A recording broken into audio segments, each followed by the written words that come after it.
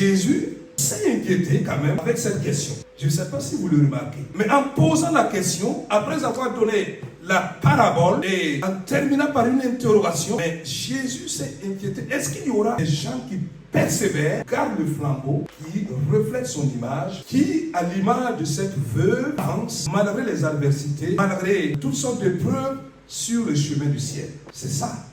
Mais le constat qui est alarmant, qu'on peut dire aujourd'hui, c'est que c'est alarmant. Je ne sais pas ici, mais je crois que d'une manière générale, l'Église traverse une situation où il y a beaucoup d'interrogations. Premièrement, un des constats que nous pouvons trouver, c'est qu'il y a le recul de la foi vivante. Le recul de la foi vivante. Et ça, il faut le comparer avec la première Église. Il faut repartir dans le livre des Actes pour voir comment l'Église a commencé, comment les frères et sœurs se réunissaient, comment est-ce qu'ils avaient une vie de communion fraternelle, comment est-ce qu'ils priaient, comment est-ce qu'ils persévéraient dans l'enseignement, comment est-ce qu'ils avançaient dans l'évangélisation, comment est-ce que les familles étaient soudées, la communion était réelle. Alors, si vous faites une petite réflexion, et vous verrez qu'il y a un cri d'alarme à ce niveau. Alléluia. Et 2 Timothée 3, 5 nous dit qu'il y aura dans les derniers temps une foi apparente. Des gens qui vont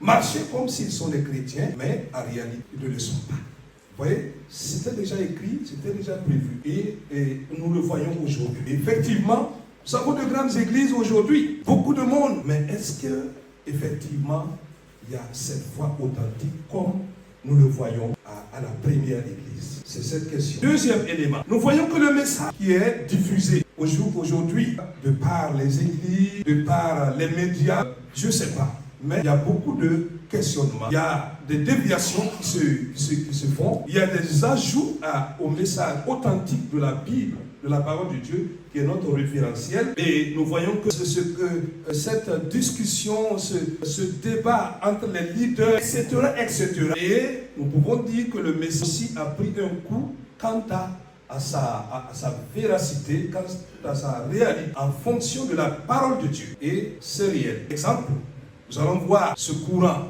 Peut-être qu'ici, il n'y en a pas. Ce courant où il y a un message qui tend à dire que le chrétien doit être forcément prospère. C'est pas si ici il y en a. Le chrétien doit être forcément prospère. Et c'est un message central véhiculé et qui détourne beaucoup de personnes de la foi authentique. Parce que je crois que le chrétien est béni, mais je crois que le chrétien peut aussi traverser des situations difficiles. Et c'est biblique.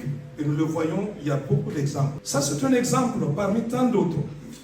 Je suis pour que nous équilibrons et que nous revenions